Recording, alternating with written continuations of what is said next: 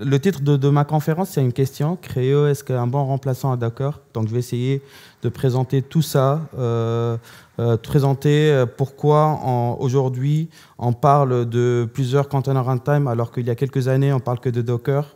Aujourd'hui, on parle de Creo, on parle de Containerd, il y a eu Rocket, on parle de gvisor. Voilà, donc il y a eu pas mal de discussions autour de ça. Pourquoi il y a eu cette question qui commence à être abordée et qui commence à être réfléchie au sein de ses clients qui essaient de mettre Kubernetes.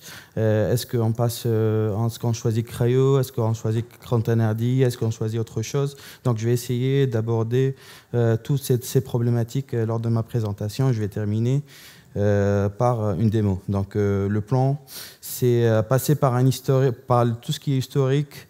Donc je vais aborder le sujet Open Container Initiative, qui est très très important à aborder lorsqu'on parle de Container Runtime.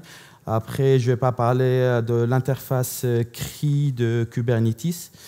C'est un peu grâce à ça qu'il y a eu les différents containers runtime qu'on voit aujourd'hui. Je vais parler de Creo, c'est l'objectif de la démo, ses amis. Vous le verrez, c'est Buildah, Podman, voilà, tout ce qui est une suite de Creo qui permet d'aider le build et le lancement des conteneurs.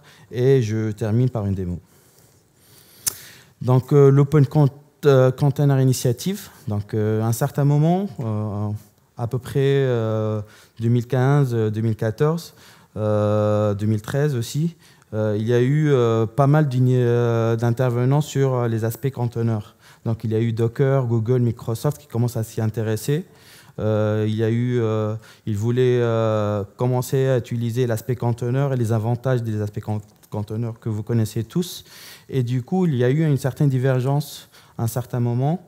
Et à ce moment-là, il y a eu la communauté qui commence à s'y intéresser. Ils ont dit il faut arrêter, il faut créer un standard. Et c'est pour ça qu'il y a eu la création d'Open Container Initiative. Donc, c'est quoi Open Container Initiative? Ça permet de créer un standard. C'est dans la communauté c'est la communauté open source qui pourrait y participer.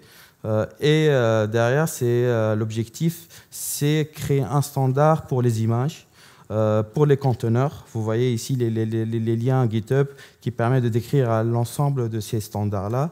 Et ils ont fourni aussi la référence d'implémentation de l'Open Container Initiative qui s'appelle Rancy. Rancy, je ne sais pas si vous connaissez. Historiquement, il était intégré à Docker. D'accord. Et après, Docker, ils ont dit c'est bien de donner le container, cette couche basse de container runtime à la communauté open source. Et c'est pour ça qu'ils l'ont mis sur GitHub et géré par la communauté Open Container Initiative. Et aujourd'hui, dans le marché, avant que j'aborde qui participe à cette initiative, je vais essayer d'expliquer le fonctionnement d'un conteneur aujourd'hui, comment ça marche, un conteneur qui respecte cette initiative, l'Open Container Initiative, d'accord.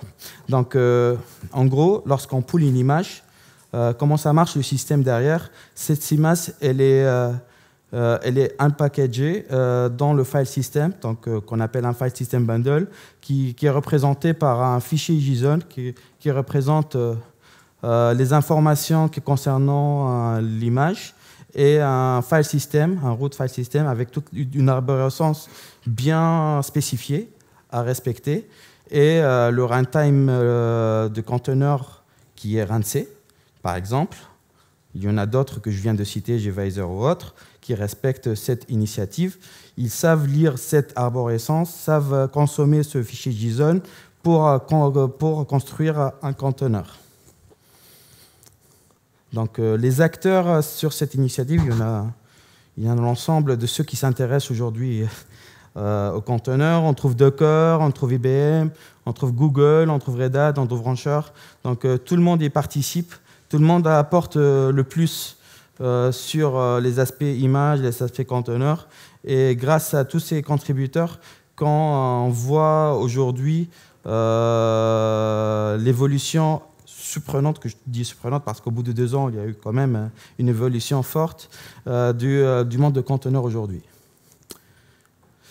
Le Container Runtime Interface, donc ça s'écrit. Donc lorsqu'on parle du CRI, on parle de Kubernetes. Donc j'essaie de rappeler un petit peu le fonctionnement de Kubernetes. Donc on trouve un master. Un Kubernetes, il est un ou plusieurs masters. Il est constitué qui est le control plane du cluster. Et un ou plusieurs workers. Les workers, c'est ceux qui vont héberger les applications. Donc, comment ça marche? Lorsqu'on utilise le CLI de Kubernetes qui est kubectl, on passe par le Kubernetes. Il y a un appel vers le Kubernetes master qui dirige tous les appels vers le worker en passant par le service proxy. Il y a le kubelet qui prend la demande. Donc, si on fait par exemple kubectl getPod, c'est ou kubelet run kubectl run une image à partir d'un Dockerfile ou à partir d'une image qui est au niveau du registry. Ce qui est fait, c'est que kubelet récupère l'information et ça passe par le container runtime qu'on utilise au niveau Kubernetes. Le container runtime, on verra plus tard de quoi il est constitué. Il appelle derrière le runc et c'est le runc qui va lancer le conteneur derrière. Donc toujours un peu d'histoire. Toujours avant 2005, il y a eu l'intérêt de Kubernetes. Ça passait du sens Kubernetes vers les containers runtime à Docker et après Rocket. Donc, il y a eu Docker au début, après il y a eu Rocket. Donc, ça commence à devenir assez lourd au niveau du noyau Kubernetes. Et on s'est retrouvé avec des conditions. If Docker, il faut faire comme ça. If Rocket, il faut faire comme ça. Du coup, il y a eu la problématique, exactement comme l'aspect aussi, OCI. Donc, il y a eu la problématique, comment faire demain s'il y aurait un nouveau container runtime. C'est pour ça qu'il y a eu l'apparition de CRI, qui est introduit à partir de Kubernetes 1.5. Donc, il s'agit d'un API protocol buffer. C'est un protocole créé par Google et il intègre les deux services gRPC de gestion d'images et gestion de conteneurs. Donc, gestion d'images pour faire le pull, inspect, delete des images et l'aspect runtime service pour gérer le cycle de vie d'un conteneur. Donc, je résume. Container Runtime Interface, ça a apparu à partir de Kubernetes 1.5. C'est l'interface qu'il faut passer pour implémenter les containers runtime. Et il intègre les services de création d'images, du pool d'images, la gestion d'images en gros, et le lancement des conteneurs. Donc, à partir de ça, l'architecture Kubernetes a changé, elle a beaucoup changé. Donc, il y a eu la partie, vous voyez la partie CRI Shim. Donc, ils ont mis c'est l'interface qui est au milieu, qui interagit avec le OCI runtime.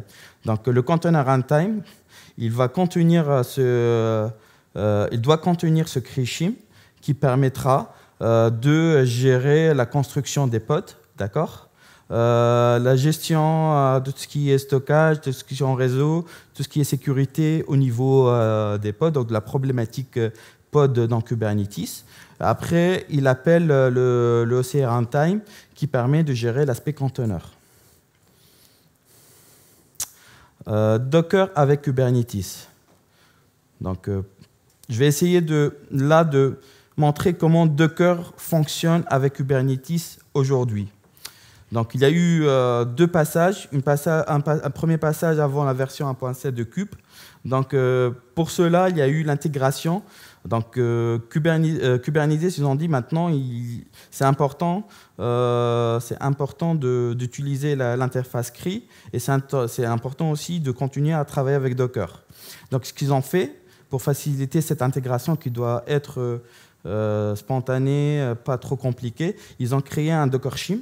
Le Docker Shim, c'est ce qui permet la gestion de tout ce qui est pod, d'accord, ce que je viens de dire tout à l'heure, la partie réseau, la partie sécurité, ça, et qui appelle derrière le Docker-D dans Docker, qui lui appelle un autre composant qui s'appelle Containerd pour la gestion des conteneurs. On voit bien ici qu'on commence à parler de Containerd qui est intégré au niveau de Docker. Donc ça a commencé vraiment il y a longtemps.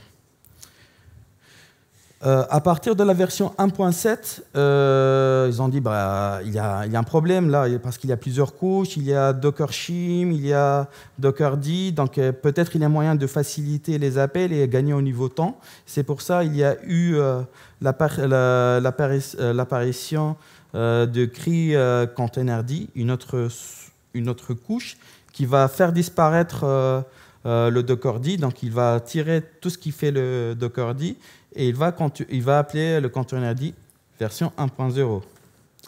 À partir de la version 1.10, on s'est dit, Docker, ils ont dit, écoutez, ça ne sert à rien que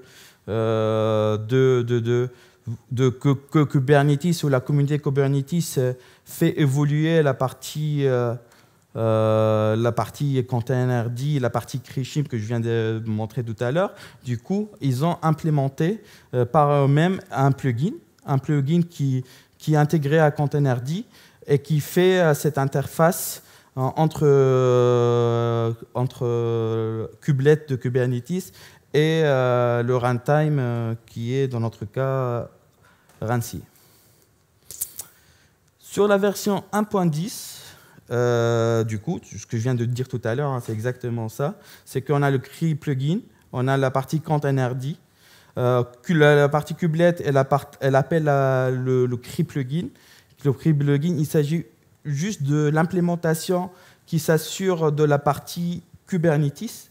Donc la gestion des pods, la gestion des réseaux au niveau des pods, la partie stockage, etc., qui elle appelle la partie Containerd pour la gestion des conteneurs. Containerd qui appelle derrière le Rancy. Je ne l'ai pas montré au niveau du chemin, mais c'est bien ça. CRI-O.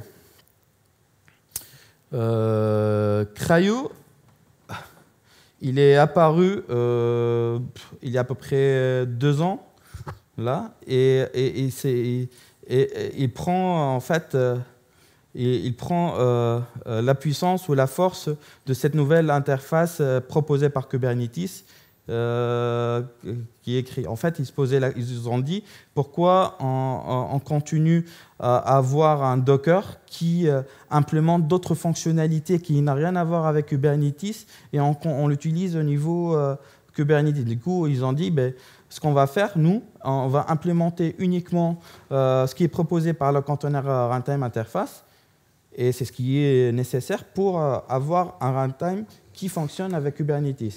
Donc c'est ce qu'ils ont fait. Ils fonctionnent avec toute image respectant la partie OCI.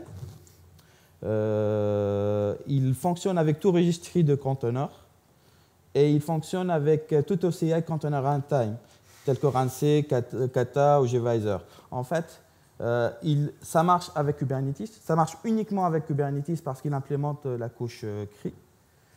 Et ça fonctionne avec toute image qui respecte l'OCI. Donc ça respecte l'initiative qui sait faire fonctionner une image, un conteneur dans OCI. CRI-O, il faut savoir que pourquoi c'est prod-ready aujourd'hui, parce que les pull requests, ils ne partent pas comme ça au niveau master. C'est-à-dire le merge, pour qu'il passe au niveau master, il y a à peu près plus que 1500 tests qui passent dessus. Des tests pour que ça marche avec Kubernetes, tous les tests de Kubernetes. CRI-O, il est poussé par Red Hat pour être intégré avec OpenShift. Donc tous les tests OpenShift doivent être lancés pour voir que ça marche avec CRI-O. Donc vraiment, c'est très sérieux et aujourd'hui, ça fonctionne très bien. Et c'est pour ça Red Hat, il le pousse, je vais en parler tout à l'heure, il le pousse sur la prochaine version d'OpenShift qui est apparu ou qui va apparaître dans quelques semaines. OpenShift 4, ce sera le container runtime par défaut de OpenShift. Donc, ce qui est bien aussi, c'est que CRI-O, sa version elle est liée directement avec Kubernetes. Donc, aujourd'hui, on est à la version 1.14 de Kubernetes. La version de CRI-O qui est derrière, c'est la 1.14. Donc, il n'y a pas trop de réflexion côté est-ce que mon container runtime, ça va marcher avec telle ou telle version de Kubernetes. C'est facile à le savoir parce que les versions, c'est les mêmes. CRI-O, ils ont vu que c'était vraiment, ça devient assez sérieux. Ça a rejoint CNCF en avril 2019, récemment, avec l'ensemble de container runtime qui sont au niveau CNCF. On trouve aussi Containerd, RANC bien sûr. Voilà, donc, ça rejoint l'ensemble des container runtime utilisés aujourd'hui. Donc, comme je viens de dire, CRI-O, l'objectif derrière, c'est pour qu'il fonctionne en production. Donc, il gère tout ce qui est problématique, toutes les problématiques qu'on connaît au niveau sécurité, au niveau réseau, au niveau stockage. Tout est tiré par CRI-O. Et il apporte plus de choses, je vais montrer tout à l'heure, sur l'aspect sécurité. Au niveau de la démo, je vais montrer quelques aspects sur ça. Donc, l'intégration avec les outils d'aujourd'hui, on voit que Sysdig, Aquasec, NVIDIA ils commencent à utiliser CRI-O. Donc, la version 1.13, ça sera livré avec OpenShift 4.1. La première version d'OpenShift qui sortira bientôt. CRI-O, il est intégré par le pass de SUSE. La communauté elle est super large, il y a à peu près plus que 100 contributeurs. Les pull requests, comme je viens de dire, sont pas mergés au master n'importe comment. Et il y a en moyenne 4 qui sont mergés par jour. Et on a à peu près plus que 90 releases. Donc, l'architecture de CRI-O, c'est pareil. On a un master Kubernetes qui va appeler les workers. L'un des workers, dans chaque worker, on trouve l'agent kubelet qui appelle le runtime. Donc, on trouve l'implémentation directe de la partie CRI. Donc, on trouve CRI Image Service et CRI Runtime Service. Et on a tout ce qui concerne le runtime au niveau du pod. Ça veut dire qu'on trouve l'aspect sécurité, on trouve la partie réseau avec l'implémentation directe de la couche CNI et la partie stockage. La partie stockage, ce que vous connaissez comme problématique de stockage aujourd'hui. Et on trouve aussi le Conmon. C'est très important, la partie Conmon. Ça diffère par rapport à Docker. C'est que tout process CRI-O, on va le voir tout à l'heure, tout process CRI-O, il va appeler, dès qu'on appelle le CRI-O, il y a un process Conmon qui s'est lancé. Du coup, on arrive à voir tous les process de conteneurs directement sous Linux. Et après, il y a appel à RANC via OCI. Je vais faire une démo pour montrer la partie sécurité, surtout sur CRI-O. Hop. Pour ce faire, en fait, la démo, déjà, j'ai tout pushé au niveau GitHub. Donc, vous pourrez l'exécuter chez vous sans problème, ça marche. Ça devrait marcher. On verra là tout à l'heure si ça marche ou non déjà. Et pour ce faire, j'ai utilisé un je ne sais pas si vous connaissez l'outil Podman Machine. C'est un outil qui est très très bien et qui permet, qui utilise, c'est une machine virtuelle, là où j'ai installé un K3S, je ne sais pas si vous connaissez, c'est un Kubernetes léger, d'accord. Et j'ai installé derrière tout ce que j'ai besoin dans cette machine virtuelle. Donc cette machine virtuelle, elle apporte Podman et Buildah bien configurés. Donc je commence à regarder au niveau process. Au niveau process, on trouve ici qu'on a un process qui s'appelle Cryo. Attends, je ne sais pas si vous voyez très bien déjà. Je vais zoomer, oui. Hop.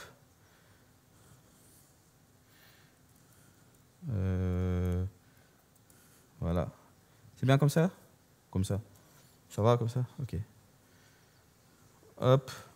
Il y en a plusieurs commandes, c'est pour ça que j'ai préféré les noter pour aller vite.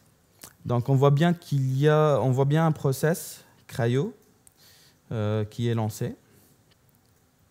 Je ne l'ai pas dit tout à l'heure, Kubernetes avec l'interface CRI, il propose un CLI qui s'appelle CRI-CTL, d'accord, qui permet de communiquer directement avec Kubernetes. En passant par CRI-CTL, on regarde derrière, on regarde comment il est configuré. On voit très bien que la socket qui est derrière, c'est une socket Cryo, donc mon Kubernetes, il marche avec, il fonctionne avec Cryo. Je vais voir la version de Kube que j'utilise. C'est la version 13, 1.13. Je vais essayer de lancer, un pod. Un pod qui va héberger HTTPD. Mon pod il est créé. Je vais regarder s'il est bien lancé ou non. Oui, on a un HTTPD qui est bien lancé. On va voir l'information concernant mon pod. Donc, je suis intéressé à voir la partie IP. Donc, on voit bien que cette adresse IP qu'il est exposée. Et je vais, pour faire simple, pour vider, hop. Ah,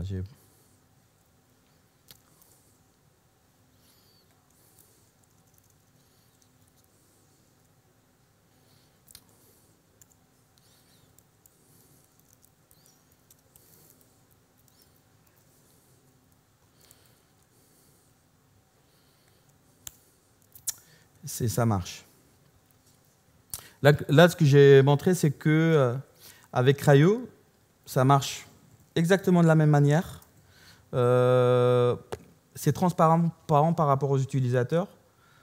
C'est pas trop remarquable qu'avec Docker, mais les benchmarks le montrent bien que c'est plus rapide si on commence à faire des conteneurs assez conséquents, parce qu'il y a moins de couches, c'est clair. Donc voilà. Là, je vais vous montrer rapidement comment on a du CRI-CTL qui est exposé par Kubernetes. Donc, CRI-CTL qui a été proposé dès que l'interface CRI est apparue. Donc, on fait un sudo CRI-CTL image, on a toutes les images. On essaie de voir tous les CRI-CTL, PS. Tous les conteneurs qui sont lancés, on voit qu'il y a 2 conteneurs qui sont lancés. Il y a une qui a été lancée juste il y a 1 minute, c'est le HTTPD. Si on essaie de voir les pods, on voit qu'il y a 2 pods qui sont exposés. Il y a celui de HTTPD et celui de Core DNS utilisé par Kubernetes. Donc, on va pooler une image, l'image qui contient l'OS Alpine. Et on va voir la liste des images qui est exposée pour vérifier que ça a été bien poolé. Et on voit bien qu'il y a un Alpine qui est apparu. Ce qu'il faut savoir, c'est que le CRI-CTL, c'est très bien pour tout ce qui est debug. Donc, tout ce qui est troubleshooting, c'est bien d'utiliser CRI-CTL parce que c'est l'API qui est la plus proche de Kubernetes. D'accord ? Mais à titre d'utilisation de tous les jours, il ne faut pas passer par là. Il faut utiliser les outils tels que Docker ou ou CRI-O, ou Podman, ou Bidash que je viens de dire. Je vais essayer de nettoyer tout ce que j'ai créé. Maintenant, ce que je vais vous montrer, c'est très intéressant. Ce que je vais vous montrer, c'est la partie CRI-O, ce que ça a apporté côté sécurité. Et ce qu'on ne voit pas aujourd'hui chez Docker, par exemple. Donc, je vais montrer la partie conf, la conf de CRI-O. Lorsqu'on expose CRI-O, lorsqu'on l'installe, il y a une conf qui est... c'est le CRI-O.conf qui est la conf qui est derrière. Donc, dans la conf qui est derrière, il y a pas mal d'informations qui sont intéressantes. Donc, on trouve le path CRI-O looking path. Je pensais que c'est le socket, mais le socket, c'est ça, voilà. Il y a le socket, c'est CRI-O.soc. Il y a aussi, parmi les infos intéressantes,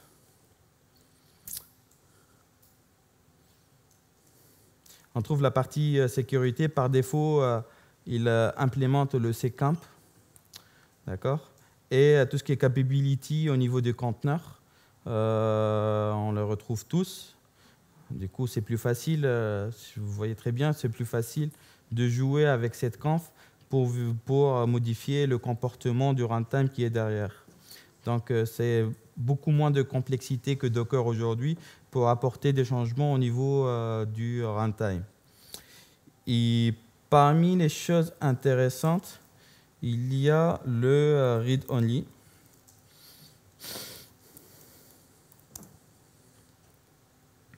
Donc ici, le read-only, c'est un paramètre qui dit que si j'ai envie que mon conteneur soit uniquement en lecture seule, en gros, si j'ai un conteneur qui ne doit pas écrire au niveau du file system, de mon file system, je change cette valeur, je le mets à true. Et ça, c'est très important parce que on ne se rend pas compte, mais parfois, on livre des conteneurs et on ne sait pas ce que... parce que ce n'est pas nous qu'on a développé l'application qui est derrière. Et l'application, elle injecte énormément de données au niveau du file system, ce qui pourrait exploser tout ce qui est ressources au niveau du nœud du worker actuel. Et ça permet tout simplement de redéployer l'application. Et du coup, ça crée pas mal de soucis derrière. Donc, pour changer ça, il faut juste, au niveau CRI-O, changer ce paramètre à true. Il y a aussi la partie PID limit, PID. Hop. Là, on voit que c'est 1024. Moi, ce que je vais essayer de le changer à 50. On sait que au niveau des applications, ou au niveau du conteneur, du pod, on peut créer plusieurs process. Et du coup, on est dans un cadre Docker. On ne sait pas passer l'info, dire voilà, moi, je n'ai pas envie que ça dépasse tel nombre de process. Sur CRI-O, il y a cette information qui est très facile à modifier au niveau de la CRI-O.conf et dire voilà, si ça dépasse 50 process, j'arrête à créer de nouveaux process. Le pod il continue à survivre, mais de nouveaux process ne vont pas être créés. On va tester tout ça, si ça marche. Pour ce faire, je vais essayer de rechercher le PID de mon CRI-O. Là, c'est 13 563. Pardon? Ah non, oui, c'est le grep, c'est le road, oui. Bien vu. Donc, c'est bien celui-là. Hop. Là, il est explosé. Donc là, je vais le redémarrer, le process. Hop. Le process, il est redémarré. Je vais créer juste un pod BusyBox qui me permet de tester ce que je viens de faire. Hop. Là, j'y suis. Je suis au niveau du conteneur. Donc maintenant, je peux voir si j'arrive à créer des fichiers au niveau du point montage /var. Donc on fait un touch /var test. Hop, read-only file system. Donc, ce n'est pas possible de créer de nouveaux fichiers au niveau de mon conteneur runtime. Si on essaie de... déjà, on regarde si la modif que j'ai effectuée, ça a été pris en compte au niveau de mon cgroup. On voit très bien que le PID max de niveau cgroup, c'est 50. Donc là, on ne peut pas créer plus que 50 conteneurs. Je vais faire le test. Rien n'empêche de faire le test, de créer infiniment des process au niveau de mon conteneur. Bon, si j'arrive à copier mon truc, hop, c'est pas grave, je vais arriver. Dès qu'on arrive à 50 process, il y a le message can't fork resource temporary unavailable. Donc on voit bien ce qu'a apporté CRI-O côté sécurité. Là, j'en ai mentionné que 2 cas, mais il y en a d'autres cas qui permettent d'apporter plus de sécurité au niveau du container runtime. Je reviens à la présentation. CRI-O et ses amis. Donc CRI-O, heureusement, il a des amis. C'est un container runtime. Et pourquoi heureusement il a ses amis? Parce que ce qu'on a vu, c'est que s'il s'agit uniquement du runtime, donc on se posait la question, comment on va construire les images? Et comment l'utilisateur va manipuler ou inspecter ces images-là? Comment on fait? Si on a CRI-O, est-ce qu'on continue à utiliser Docker derrière ou non? Ou est-ce qu'il y a un autre moyen pour ne plus utiliser Docker? Parce que la problématique de Docker, il ne faut pas oublier, il y a un daemon. Donc un daemon, c'est client-serveur. Donc ça, dès qu'on a envie de changer un peu de conf, au niveau Docker, on est obligé de redémarrer le daemon. Du coup, on perd tout ce qui est conteneur, tout ce qui est image derrière. Les amis de CRI-O, ça résout cette dernière problématique. Et ça permet de créer des process sans passer par un daemon. Du coup, on n'a plus la notion de daemon tel que Docker. Donc, on trouve Builda. Ça se dit comme ça, Builda. Et ça permet de construire des images OCI. Et du coup, on n'a plus besoin d'un daemon Docker pour tout ce qui est construction d'images. Et c'est possible en fait, ça empêche de continuer à utiliser le Dockerfile pour construire des images, respectant OCI. Toujours en respectant la couche OCI. Ça respecte la couche OCI, donc toutes les images construites avec Build.h fonctionnent aussi avec Docker, parce que Docker, il y a Containerd derrière, et Containerd, c'est une implémentation, ça respecte la couche OCI, donc toutes les images construites par Build.h fonctionnent aussi avec Docker. Podman. Podman, on peut dire que Podman aujourd'hui, c'est vraiment un équivalent de Docker. Donc, en fait, Podman, il implémente, ce qu'il a apporté, Podman, c'est qu'on dit, demain, si tous les gens qui utilisaient Docker veulent continuer à utiliser les mêmes commandes de Docker, sans apprendre un nouveau langage, sans apprendre de nouvelles commandes, comment faire? Donc, Podman, il a dit qu'on va continuer à utiliser la même chose.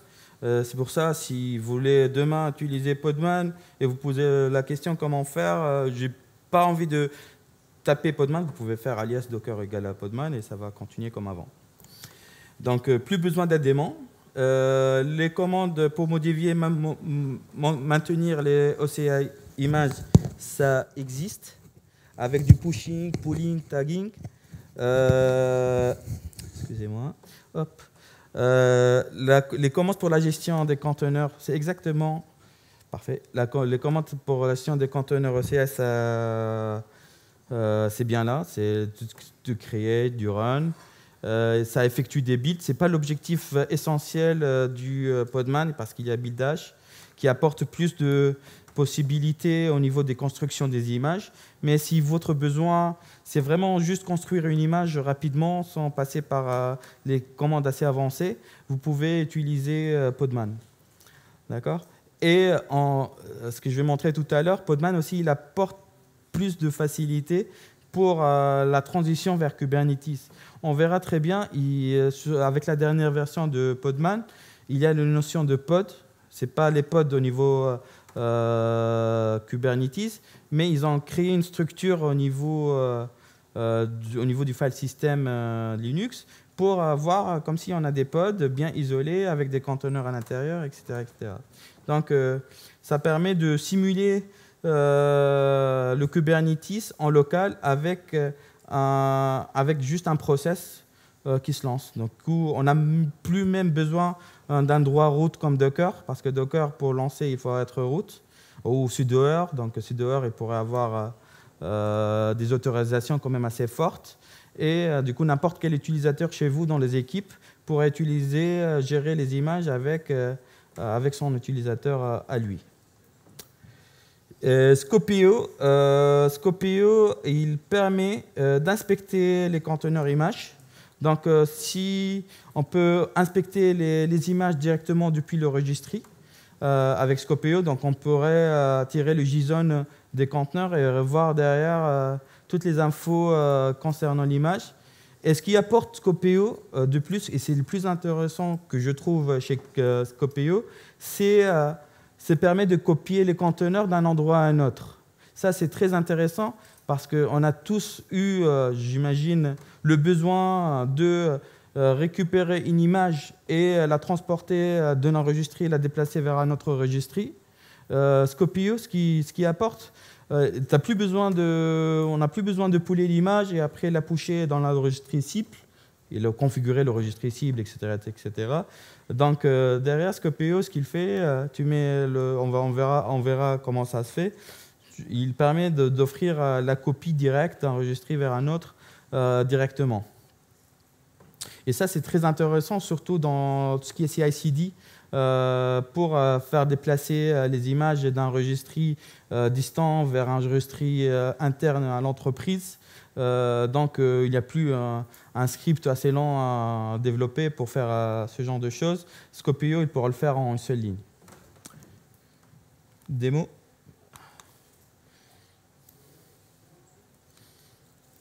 Je sors de mon conteneur.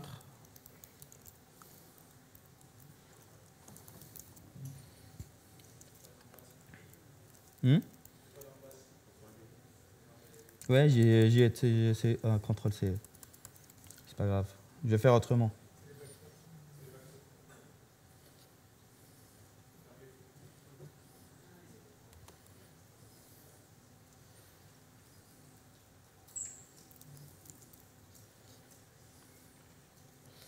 Je vais commencer par Podman.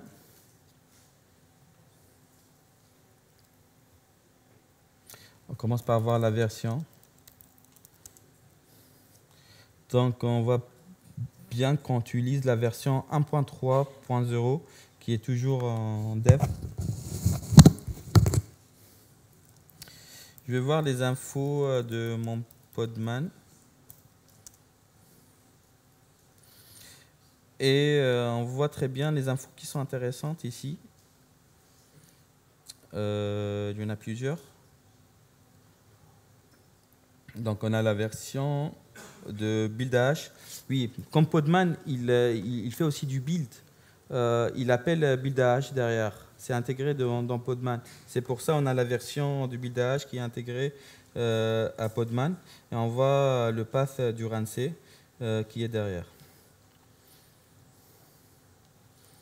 Je vais lancer un conteneur. Oh, désolé. Hop, je vais commencer par là. Je pense que c'est plus rapide.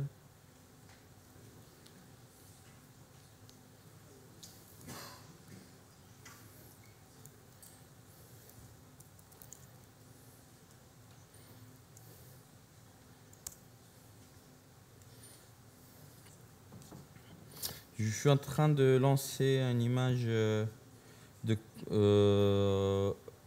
qui est HTTPD depuis le registry Fedora.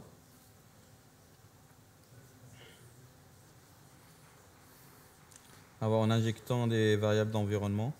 Si vous remarquez, c'est exactement les mêmes paramètres que Docker. Donc il y a Podman Run avec toutes les infos qui sont derrière et qui sont les mêmes. Donc on va regarder, on va voir. Est-ce que ça a été bien fait? Oui, parfait. Et on va voir l'ensemble des conteneurs. Donc on fait un podman ps-a, on voit que le conteneur il est bien là et on pourrait inspecter. Là je vais chercher l'adresse IP. Donc j'inspecte qui permet de me faire apparaître. Ah.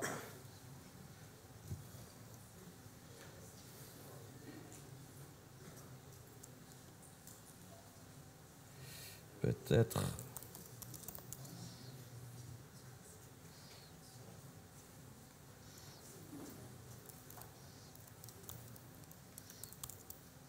Ah. Aspect.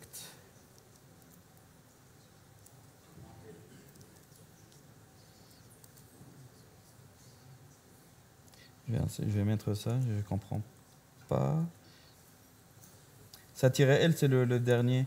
Du coup, ici, je vais voir les informations concernant le conteneur.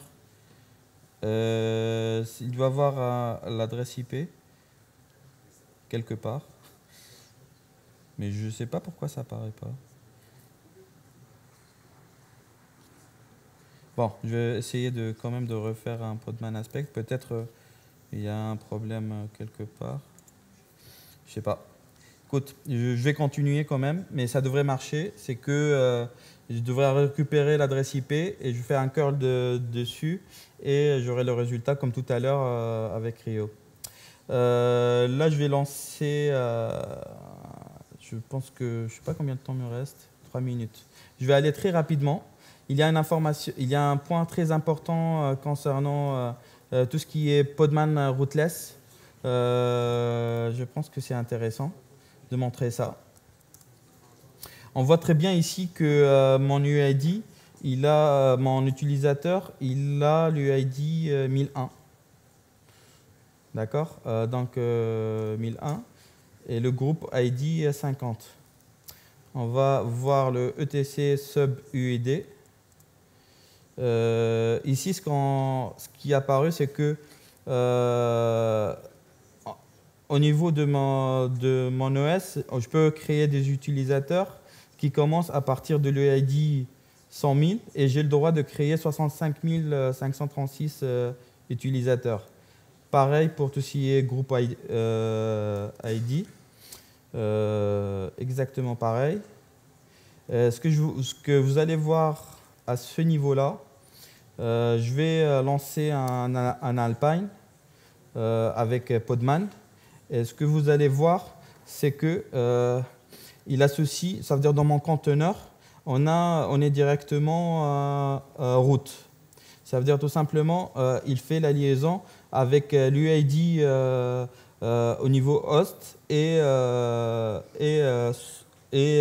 avec le route au niveau conteneur. Donc du coup, lorsqu'on va au niveau du conteneur, on est route, mais à l'extérieur, on n'est pas route. D'accord?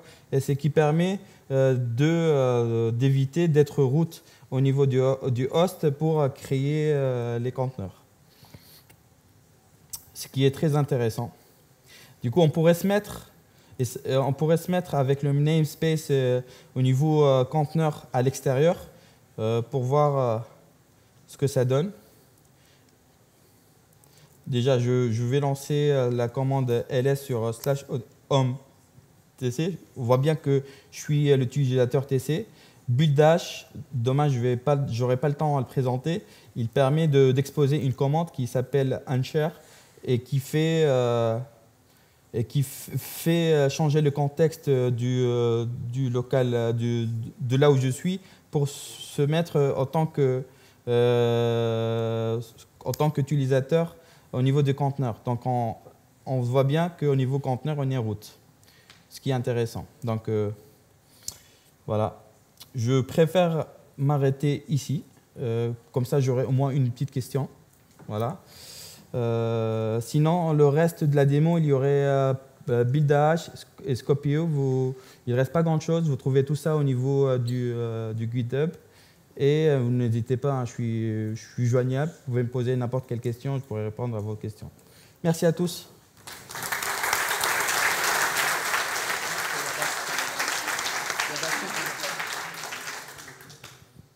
Bon. Merci beaucoup, Akram. Et donc juste promettez-moi de ne plus dire ça. OK?